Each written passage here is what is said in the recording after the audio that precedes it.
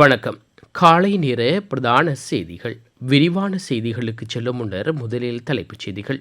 சுவிஸிலிருந்து யாழ் வந்த நபர் கொடூரமாக படுகொலை, பணம் மற்றும் நகைகள் மாயம், வெளியான சிசிடிவி காணொளி. நாளை நான் நிரந்தரமாக என்னுடைய குரல் கூட உங்களுக்கு கேட்காமலாக போகலாம். மகன் மீது தந்தை விழுந்தது நேர்ந்த துயரம், உடலில் கீழ் நசுங்கிய 3 வயது சிறுவன் பலி, சோகத்தில் குடும்பம். விக்டோரியா நீர்த்தேக்கத்தில் மூழ்கி உழந்தோரின் எண்ணிக்கை 3ஆக உயர்வு. முள்ளிவாய்க்கால் இனப்படுகொலைக்கு இவர்களே காரணம், சக்திவேல் அதிரடியாக வெளியிட்டுள்ள அறிக்கை. நகர அபிவிருத்தி பணிகள் சீரற்றவை, பிரதேச சபை தலைவர் மீது குற்றச்சாட்டுகளை முன்வைத்து போராட்டம்.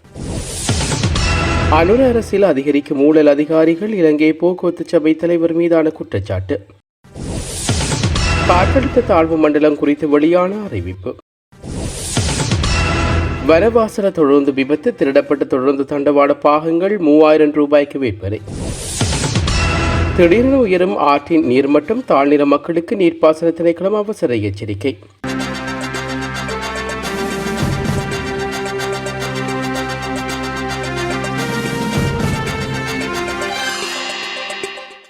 சுவிட்சர்லாந்திலிருந்து யாழ்ப்பாணம் வந்த முதியோர் ஒருவர் சண்டிலிப்பை பகுதியில் வீட்டில் வைத்து படுகொலை செய்யப்பட்டுள்ளார். வள்ளிபுரம் சந்திரசேகரம் என்ற 67 வயதுடைய முதியவரை இவ்வாறு படுகொலை செய்யப்பட்டுள்ளார். கடந்த 14ஆம் தேதி இப்படுகொலை சம்பவம் இடம்பெற்றிருக்கலாம் என்று தெரிவிக்கும் போலீசார், குறித்த நபரிடமிருந்து நகைகள் மற்றும் பணம் என்பவற்றை கொள்ளை கும்பல்கள் கொள்ளையடித்துச் சென்றுள்ளதாகவும் குறிப்பிட்டுள்ளனர். குறித்த சந்தேக நபர் நீண்ட காலமாக சுவிஸ் நாட்டில் தனது குடும்பத்தாருடன் வாழ்ந்து வந்த நிலையில் கடந்த 2 மாத காலமாக விடுமுறையில் சண்டிலிப்பாயில் உள்ள தனது வீட்டில் வந்து தங்கியிருந்துள்ளார். இந்நிலையில் கடந்த 14ஆம் தேதிக்கு பின்னர் அவருடன் குடும்பத்தார் தொடர்பு கொள்ள முடியாத நிலையில் நேற்று முன்தினம் மானிப்பை போலீசாருக்கு அறிவிக்கப்பட்டுள்ளது. மானிப்பை போலீசார் அவர் தங்கியிருந்த வீட்டுக்கு சென்ற நிலையில் துர்நாற்றம் வீசியதை அடுத்து வீட்டின் கதவினை உடைத்து உள்ளே சென்ற போது உடலில் வெட்டுக்காயங்களுடன் முதியவர் சடலம் காணப்பட்டுள்ளது. சம்பவ தொடர்பில் விசாரணைகளை ஆரம்பித்த போலீசார் சடலத்தை மீட்டு உடற்குற்றி பரிசோதனைக்காக வைத்தியசாலைக்கு அனுப்பி வைத்துள்ளார்கள். போலீசாரின் ஆரம்பகட்ட விசாரணைகளின் அடிப்படையில் வீட்டில் பொருத்தப்பட்டிருந்த கண்காணிப்பு கமராக்கள் சேதப்படுத்தப்பட்டுள்ளமை தெரிய வந்துள்ளது. மேலும் கமரா சேதப்படுத்துவதற்கு முன்னரான பதிவுகளின் அடிப்படையில் கடந்த 14ஆம் தேதி இரவு முகமூடி அணிந்த இருவர் சமையலறை வழியாக அந்த வீட்டின் உள்ளே நுழைந்துள்ளார்கள். இதையடுத்து பாதுகாப்பு கமராவை சேதப்படுத்திய பின்னர் வீட்டில் இருந்த முதியவரை படுகொலை செய்துவிட்டு அவரிடமிருந்த பணம் மற்றும் நகைகளை குறித்த சந்தேக நபர்கள் கொள்ளையிட்டு தப்பிச் சென்றுள்ளார்கள். இதேவேளை முதியவரின் உடற்கூற்று பரிசோதனையின் போது உடலில் 8க்கும் மேற்பட்ட இடங்களில் கூறிய ஆயுதங்களால் தாக்கப்பட்டமைக்கான அடையாளங்கள் காணப்பட்டுள்ளன. சம்பவம் தொடர்பில் போலீசார் மேலதிக விசாரணைகளை மேற்கொண்டு வருகின்றனர். புலி என்று என்னை அழைத்தால் பெருமிதம் கொள்பவன் தமிழன். நீ பாராளுமன்றமல்ல, சிங்களத்திலே சிங்கள ஊடகங்களிலே போய் என் தேசிய தலைவர் இருந்தால் தலைவன், இல்லையே இல்லை என்பதை, இல்லையே இறைவன் என்பதை 40 வருடங்களின் பின் என்னுடைய பாராளுமன்றத்திலே நான் சொல்லியிருக்கிறேன். இன்றும் நான் இவற்றை கலைத்துவிட்டு இந்த ஊடகத்தை பார்க்கின்றவர்கள் நிம்மதியாக உறங்கிவிடலாம். ஆனால் நாளை காலை நான் இலங்கையிலே கால் பதிக்கப்படுகின்ற போது நான் கட்டாயம் சிறை செல்வேன். அதில் எந்த சந்தேகமும் இல்லை. நாளை காலை நான் கட்டுநாயக்க ஏர்போர்ட்டில் இறங்குகின்ற போது கட்டாயம் சிறைப்பிடிக்கப்படுவேன். எங்களுடைய சன்மாசனாக்கள் வழிவாகவே தெரியும். இலங்கை சட்டத்தின்படி தடை செய்யப்பட்டு ஒரு இயக்கத்தினுடைய தலைவனுடைய படத்தின் முன்னால் என்று கதைப்பது தேச துரோக சட்டம் இலங்கையிலே. நாளை நான் நிரந்தரமாக என்னுடைய குரல் கூட உங்களுக்கு கேட்காமலாக போகலாம். ஆனால் அவர்கள் பிடிப்பது ஒரு பூனையை அல்ல, ஒரு புலியை. பாராளுமன்றத்தில் சொல்லியிருக்கிறேன், சுடுவதாக இருந்தால் நெஞ்சிலே அல்லது தலையில் சுடுங்கள். ஏனென்றால் எங்களுக்கு இங்கேயும் இங்கேயும் சூடு வேண்டிதான் பழக்கம். எங்களுக்கு முதுகுகளில் சூடு வேண்டி பழக்கம் இல்லை. விக்டோரியா நீர்த்தேக்கத்தில் நேற்று நீராடச் சென்ற 4 இளைஞர்களில் 2 உடலங்களாக மீட்கப்பட்டுள்ளதாக காவல்துறையினர் தெரிவித்துள்ளார்கள். இதேவேளை ஒருவர் காணாமல் போயுள்ளதாகவும் தெரிவிக்கப்பட்டுள்ளது. இந்நிலையில் மற்றொரு இளைஞர் பாதுகாப்பாக மீட்கப்பட்டுள்ளதாகவும் தெரிவிக்கப்பட்டுள்ளது. விக்டோரியா நீர்த்தேக்கத்தில் மூழ்கி காணாமல் போய்ந்த இளைஞரும் உடலமாக மீட்கப்பட்டுள்ளதாக காவல்துறையினர் தெரிவித்துள்ளார்கள். அதற்கமைய குறித்த சம்பவத்தில் விழுந்த இளைஞரின் எண்ணிக்கை 3ஆக அதிகரித்துள்ளது. உயர்ந்தவர்கள் 18 தொடக்கம் 21 வயதுக்கு இடைப்பட்டவர்கள் என்றும் தெரிய வந்துள்ளது. உயர்ந்தவர்களில் ஒரே குடும்பத்தைச் சேர்ந்த 2 அடங்குவதாகவும் தெரிய வந்துள்ளது. கொட்டக்கலை பிரதேச சபையின் நிர்வாகத்தின் கீழ் உள்ள தலவாக்கலை நகரத்துக்கு அண்மையிலான குமாரகம மற்றும் தெவிஸ்ரீபுர பகுதிகளைச் சேர்ந்த மக்கள் இணைந்து போராட்டம் ஒன்றை முன்னெடுத்துள்ளார்கள். இந்த போராட்டம் நேற்று முன்தினம் இடம்பெற்றுள்ளது. இதன்போது தங்களது பிரதேசங்களின் அடிப்படை வசதிகள் முறையாக வழங்கப்படவில்லை என்று குற்றம் சாட்டிய மக்கள் வீதிகள் மற்றும் குறுக்கு வீதிகள் பராமரிக்கப்படுவதில்லை, கால்வாய்கள் மற்றும் சிறுவர் பூங்கா சுத்தம் செய்யப்படுவதில்லை, வீதி விளக்குகள் பொருத்தப்படுவதும் பராமரிக்கப்படுவதும் இல்லை என்று குற்றம் சுமத்தியுள்ளார்கள். மேலும் எல்லை நிலையத்துக்கு முன்னர் இந்த சேவைகள் தலவாக்கலை இந்துக்களை நகர சபையில் முறையாக மேற்கொள்ளப்பட்டதாகவும் தற்போது கொட்டக்கலை பிரதேச சபையின் கீழ் வந்த பின்னர் இது பல பிரச்சனைகள் ஏற்பட்டுள்ளதாகவும் போராட்டத்தில் ஈடுபட்டவர்கள் தெரிவித்துள்ளார்கள். இதனால் தங்களது அன்றாட தேவைகள் மற்றும் அடிப்படை தேவைகள் எளிதாக பெற்றுக்கொள்ள நோக்கில் குமாரகம மற்றும் தெவிஸ்ரீபுர பகுதிகள் மீண்டும் தலவாக்கலை இந்துளை நகர சபையுடன் இணைக்க வேண்டும் என்றும் அவர்கள் கோரிக்கை விடுவித்துள்ளார்கள். இதேவேளை பல்வேறு கோரிக்கை வாசகங்கள் அடங்கிய சுலோக அட்டைகளை ஏந்தியவாறு கோஷங்களை எழுப்பியுள்ளார்கள். இந்த போராட்டத்தில் எழுந்துள்ள குற்றச்சாட்டுக்கு தொடர்பில் கொட்டக்கல பிரதேச சபையின் தலைவர் ராஜாமணி பிரசாத்திடம் வினவிய போது மக்கள் முன்வைக்கும் குற்றச்சாட்டுகளை முழுமையாக மறுப்பதாக பதில் கொடுத்துள்ளார்கள். அத்துடன் சுமார் 3 மாதங்களுக்கு முன்னர் அந்த பகுதிகளில் வீதிகள் மற்றும் சிறுவர் பூங்காக்கள் சுத்தம் செய்யப்பட்டுள்ளன, வீதி விளக்குகளும் பொருத்தப்பட்டுள்ளதாக அவர் குறிப்பிட்டுள்ளார். அதனால் பொதுமக்களின் முறையான பராமரிப்பின்மை காரணமாக மீண்டும் காடுகள் வளர்ந்துள்ளதாகவும் வீதி விளக்குகளில் செயலுக்கு மின் குமிழ்கள் பிரதேச மக்கள் மாற்றிக்கொள்ள வேண்டிய நிலையில் இருப்பதாகவும் பிரதேச தவிசாளர் கூறியுள்ளார். மேலும் சிறுவர் பூங்காக்கள் முறையாக பயன்படுத்தப்படாததாலும் அவை பராமரிப்பின்றி காணப்படுவதாகவும் அடிக்கடி அந்த பகுதிகளுக்கு பணியாளர்கள் அனுப்புவதற்குரிய போதிய மனிதவளம் இல்லை என்றும் அவர் விளக்கம் கொடுத்துள்ளார். இலங்கை போக்குவரத்து சபையின் தலைவருக்கு எதிராக எழுந்துள்ள பாரிய ஊழல் குற்றச்சாட்டுகள் மற்றும் பழிவாங்கல் நடவடிக்கைகள் குறித்து சுயதொழில் செய்பவர்கள் சங்கத்தின் தலைவர் பிரதீப் சார்டன் கடும் கண்டனம் வெளியிட்டுள்ளார். இத்தொடர்பில் ஊடகங்களுக்கு கருத்து தெரிவிக்கும் போது மேற்கண்டவாறு குறிப்பிட்டுள்ளார். பேருந்து நிலைய மறுசீரமைப்பு பணிகளின் போது தரமற்ற பொருட்களை பயன்படுத்தி அதன் மூலம் போக்குவரத்து சபை தலைவர் பெருமளவு லஞ்சம் பெற்றுக் கொண்டுள்ளார். அத்துடன் பேருந்து நிலையத்தில் உள்ள தற்போதைய கடைகள் அகற்றிவிட்டு தனது ஆதரவாளருக்கு அவற்றை பகிர்ந்தளித்து தன்னிச்சையாக செயல்படுகின்றார். பேருந்து நிலைய உணவகத்தில் நீர் மற்றும் மின்சார விநியோகத்தை அநியாயமாக துண்டித்தமை தொடர்பாக தொடரப்பட்ட சிவில் வழக்கு போக்குவரத்து சபை தலைவர் நிறைவேற்ற அதிகாரியும் நீதிமன்றத்தில் முன்னிலையாக இருந்தார்கள். இதன்போது நீதிமன்றம் அவர்களுக்கு பிணை வழங்கியுள்ளது. அரசின் கொள்கைகளுக்கு மாறாக செயல்படும் இவ்வாறான ஊழல் அதிகாரிகளின் விவரங்களையும் நாங்கள் சும்மா விட மாட்டோம் என தெரிவித்த பிரதீப் சால்டன் இவரின் அனைத்து முறைகேடுகளையும் ஆதாரங்களுடன் உளவுத்தையில் கவனத்துக்கு கொண்டு செல்ல உள்ளதாகவும் கடும் எச்சரிக்கை விடுவித்துள்ளார். தன்னிச்சையான அதிகார துஷ்பிரயோகங்கள் மூலம் சிறு வணிகர்களை பாதிக்கும் வகையில் செயற்படும் இத்தகைய உயர் அதிகாரிகளுக்கு எதிராக தொடர் போராட்டங்கள் முன்னெடுக்கப்பட்டு வரும் என்று தெரிவித்துள்ளார். மேல்மாகாண ஆளுநர் பதவியிலிருந்து தான் விலகுவதற்குரிய விருப்பத்தை ஜனாதிபதியிடம் தெரிவித்துள்ளதாக ஆளுநர் ஹனீப் யூசப் உத்தியோகபூர்வமாக அறிவித்துள்ளார். எனினும் புதிய ஆளுநர் ஒருவர் நியமிக்கப்படும் வரை பதவியில் நீடிக்குமாறு ஜனாதிபதி விடுத்த கோரிக்கைக்கமைய அவர் ஏற்றுக்கொண்டுள்ளார். தனது பதவி விலகல் மற்றும் ஊடகங்களில் வெளியாகும் செய்திகள் குறித்து தெளிவுபடுத்தி நேற்று அவர் வெளியிட்டுள்ள ஊடக அறிக்கையில் இந்த விடயத்தை குறிப்பிட்டுள்ளார். ஆளுநர் பதவிக்குரிய பொதுத்துறை பொறுப்புகள், வெளிநாட்டு நேரடி முதலீட்டுக்கான ஜனாதிபதியின் விசேட தூதுவர் என்ற மேலதிக பொறுப்புகள் மற்றும் எனது குடும்ப கடமைகள் ஆகியவற்றுக்கிடையே சமநிலையை பேணுவதில் உள்ள சவால்கள் அதிகரித்துள்ளன.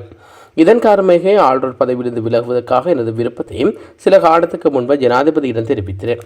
இந்த பொது பதவியில் மக்கள் சேவை ஆற்றுவதற்கு, நாட்டின் முன்னேற்றத்துக்கும் என்னால் இயன்ற பங்களிப்பை வழங்குவதற்கு கிடைத்த வாய்ப்பை ஒரு பாக்கியமாக கருதுகின்றேன். ஆளுநர் பதவியில் முறையான மற்றும் சுமூகமான மாற்றத்தை உறுதி செய்யும் பொருட்டு பொருத்தமான புதிய ஆளுநர் ஒருவர் கண்டறியப்படும் வரை தற்காலிகமாக இந்த பதவியில் நீடிக்குமாறு ஜனாதிபதி என்னிடம் கோரிக்கை விடுவித்துள்ளார். அதற்குமே புதிய ஆளுநர் நியமிக்கப்படும் வரை நான் பதவியில் நீடிப்பேன். அதன் பின்னர் வெளிநாட்டு நேரடி முதலீடுகளுக்கான ஜனாதிபதியின் விசேட தூதுவர் என்ற தற்போதைய கௌரவ பதவியை தொடர்ந்து பணியாற்றுவதை நான் பெருமையாக கருதுகின்றேன். என சர்வதேச தொடர்புகள் மற்றும் வலையமைப்புகளை பயன்படுத்தி இலங்கையின் முதலீடுகளை ஈர்க்கவும் தேசிய வளர்ச்சிக்கு பங்களிப்பவும் ஜனாதிபதியின் தொலைநோக்கு பார்வைக்கு நான் தொடர்ந்து ஆதரவளிக்க உள்ளேன்.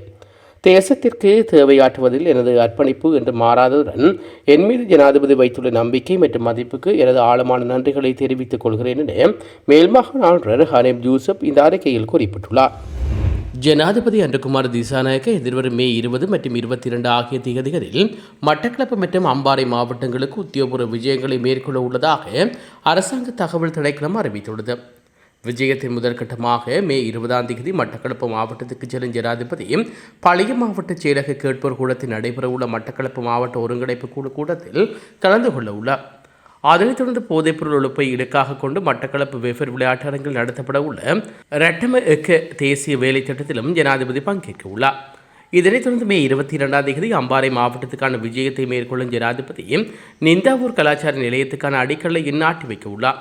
அத்துடன் அம்பாறை நகரில் அமையுள்ள புதிய வர்த்தக தொகுதிக்கான கட்டுமான பணிகளையும் அவர் இதன்போது ஆரம்பித்து வைக்க உள்ளார்.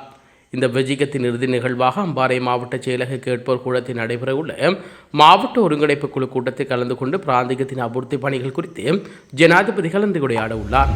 இலங்கை வடக்கே வங்காள விரிகுடா கடற்பரப்பு நிலவி வந்த குறைந்த காற்றழுத்த தாழ்வு மண்டலம் தற்போது வலுவடைந்து வருவதாக வளிமண்டல திணைக்களம் தெரிவித்துள்ளது. இதன் காரணமாக இலங்கையைச் சூழவுள்ள கடற்பகுதிகளில் இதன் தாக்கம் படிப்படியாக குறைவடைந்து வருவதாகவும் அறிவிக்கப்பட்டுள்ளது. அண்மை காலமாக வானிலை பகுப்பாய்வுகளின்படி இந்த வளிமண்டல தொகுதி தனது வலிமையை இழந்து வருவதாக குறிப்பிடப்பட்டுள்ளது. இதன் காரணமாக வங்காள விரிகுடாவில் ஆழ்கடற்பகுதிகள் மற்றும் நாட்டை சூழவுள்ள ஏனைய கடற்பகுதிகளுக்கு இனி எவ்வித பெரிய தாக்கமும் ஏற்படாது என்றும் தெரிவிக்கப்பட்டுள்ளது.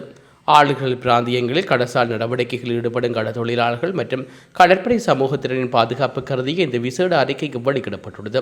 குறித்த குறைந்த காற்றழுத்த தாழ்வு மண்டலம் முற்றாக வலுவிழந்ததைத் தொடர்ந்து இந்த வளிமண்டல தொகுதி தொடர்பாக வெளியிடப்படும் இறுதி வானிலை அறிக்கை இதுவரவும் வளிமண்டல திணைக்களம் மேலும் அறிவித்துள்ளது.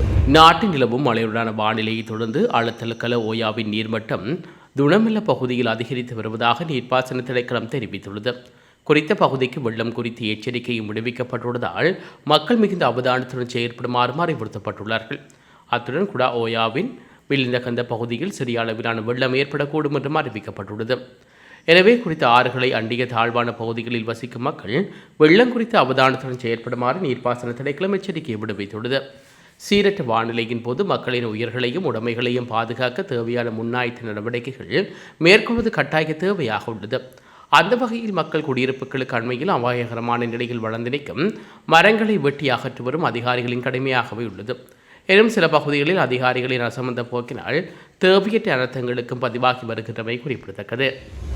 களனி வனவாசல தொடர்ந்து விபத்து நடந்த இடத்தில் திருடப்பட்ட தொடர்ந்து தண்டவாள பாகங்கள் வெறும் 3000 ரூபாய் என்ற சொற்ப தொகைக்கு விற்பனை செய்யப்பட்டுள்ளதாக மேல் மாகாணத்துக்கு பொறுப்பான சிரேஷ்ட பிரதி போலீஸ் மா அதிபர் காளிங்க ஜெயசிங்க தெரிவித்துள்ளார்.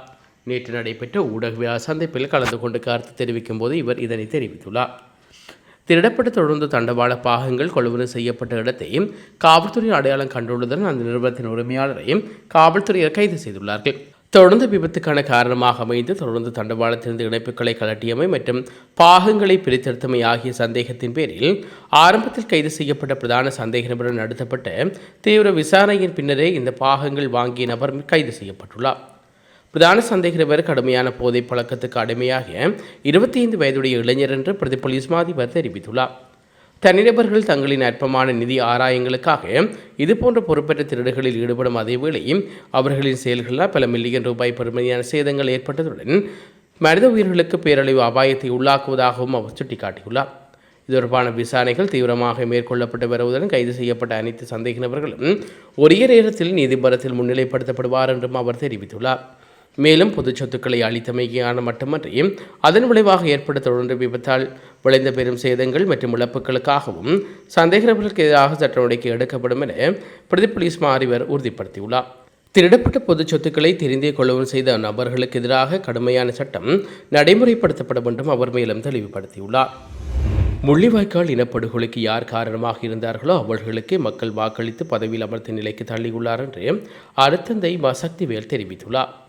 நேற்று வெளியிட்டுள்ள ஊடக அறிக்கையில் அவர் இவ்வாறு தெரிவித்துள்ளார். முள்ளிவாய்க்கால் நிறைவேந்தலுக்கான இறுதி யுத்தங்கள் தமிழர் தாயகத்திலும் புலம்பெயர் தேசங்களிலும் நிகழ்ந்து கொண்டிருக்கின்றன. பல்வேறு இடங்களில் முள்ளிவாய்க்கால் கஞ்சியம் வழங்கப்படுவதை நாங்கள் அறிவோம். இது ஒரு நிகழ்வு இல்லை என்பது நமக்கு தெரியும். இது எமது வலிகளுக்கான அரசியல் திசை காட்டி மக்களின் அரசியல் வலிமையும் அதற்கான மக்கள் திசைத்தையும் உலகுக்கு காட்டி நிற்கும் ஒரு தளம். அதனால் அரசியல் வலி சுமந்து 17வது ஆண்டினை தொற்று நிற்கின்ற வேளையில் நாம் கற்றுக்கொண்டிருக்கின்ற பாடங்கள் என்ன? இந்த அரசியல் திசை நோக்கி பயணிக்கின்றோம். அரசியல் வலி சுமக்கும் ஒரு இனமாக மக்கள் அரசியலை பலமாக செய்வதற்கும் நமது அரசியல் எதிரிகளுக்கு எதிராக நாம் மக்கள் பலத்தை எந்த அளவுக்கு காட்டியுள்ளோம் என்பதற்கான விடை தேடுகின்ற போதும் தான் இவ்விடத்தில் நாம் ஏற்றுக்கொள்கின்ற சுடர் உயிர் தியாகங்களுக்கு கௌரவமானதாகவும் அரசியல் எதிரிகளுக்கு அரசியல் விழிப்புணர்வையும் ஏற்படுத்தும். ஐக்கிய நாடுகள் மனித உரிமைகள் பேரவை எமது விடயத்தில் தோல்வி கண்ட அமைப்பாகவே தெரிந்த போதிலும் எம்மவர்களுக்கு அங்கு செல்வதை புனித யாத்திரையாக ஒவ்வொரு வருடமும் பயணிக்கின்றார்கள். அதிலும் கூட்டுத்தன்மை கிடையாது. தனித்தனியாக சொர்க்கம் போக நினைப்பதாகவே தெரிகிறது. 1000 மனித உரிமைகள் பேரவையிலும் கடிதம் எழுதுவதிலும் இந்நிலையே தொடர்கிறது. கடந்த 2024 ஜனாதிபதி தேர்தலின் போது வேட்பாளரை நிறுத்துவதை தொடங்கி அண்மையில் வடக்கு கிழக்கு ஆயர்களின் முயற்சி, தமிழ் சட்டத்தரணிகளின் முயற்சி எல்லாமே தோல்வியாகவே நாம் காண்கின்றோம். எமது அரசியல் விடயத்திலும் சர்வதேச ராயதந்திரிகளை கையாள்வதிலும் நாம் இருளில் நடப்பதாகவே தெரிகிறது. அவர்கள் எமக்கு பாடம் சொல்லும் நிலைக்கு நாங்கள் தள்ளப்பட்டுள்ளோம். கம்பளை பகுதியில் வீட்டினுள் பரணியிலிருந்து தடுமாறி விழுந்த தந்தை உடலில் கீழ் நசுங்கி 3 வயது சிறுவன் ஒருவர் உயிரிழந்துள்ளதாக காவல்துறையினர் தெரிவித்துள்ளார்கள். கம்பளை நாராயண்விட்ட அடியா கடவத்த பிகில்தெனிய பகுதியில் இச்சடலம் கண்டெடுக்கப்பட்டுள்ளது. வீட்டினுள் பொருட்களை வைப்பதற்காக பலகையில் அமைக்கப்பட்டிருந்த பரணியில் ஏறி தனது உந்துருடியை கழுவுவதற்காக தண்ணீர் குழாய் ஒன்றை எடுப்பதற்காக தந்தை மேலேறியுள்ளார். அச்சந்தர்ப்பத்தில் தந்தைக்கு பின்னால் சென்ற சிறுவன் கீழே நின்று தந்தையை பார்த்தபடி நின்றுள்ளார். இதன்போது பரலிருந்து தடுமாறிய தந்தை நேரே கீழே நின்று கொண்டிருந்த தனது பிள்ளையின் மீது விழுந்துள்ளார். இந்த விபத்தில் காயமடைந்த தந்தையும் மகனும் உடனடியாக கம்பளை மருத்துவமனையில் அனுமதிக்கப்பட்டுள்ளார்கள். எனும் மருத்துவமனைக்கு கொண்டு செல்லும் வழியிலேயே குழந்தை உயிர்ந்து விட்டதாக மருத்துவமனை தகவல்கள் தெரிவிக்கின்றன. காயமடைந்த தந்தை கம்பளை மருத்துவமனையில் அனுமதிக்கப்பட்டு தற்போது தீவிர சிகிச்சை பிரிவில் வருகின்றார்.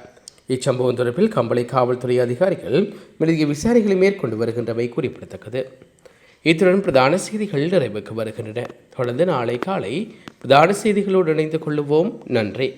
இதுபோன்ற செய்திகளை தெரிந்து கொள்ள யாழ் டிவி நியூஸ் சேனலை சப்ஸ்கிரைப் செய்து அருகே இருக்கிற பெல் பட்டனையும் கிளிக் செய்து கொள்ளுங்க. மேலும் இதுபோன்ற செய்திகளை உடனுக்குடன் தெரிந்து கொள்ள யாழ்டிவி.com எனும் இணையதளத்தின் வாயிலாக எங்களோடு இணைந்து கொள்ளுங்கள்.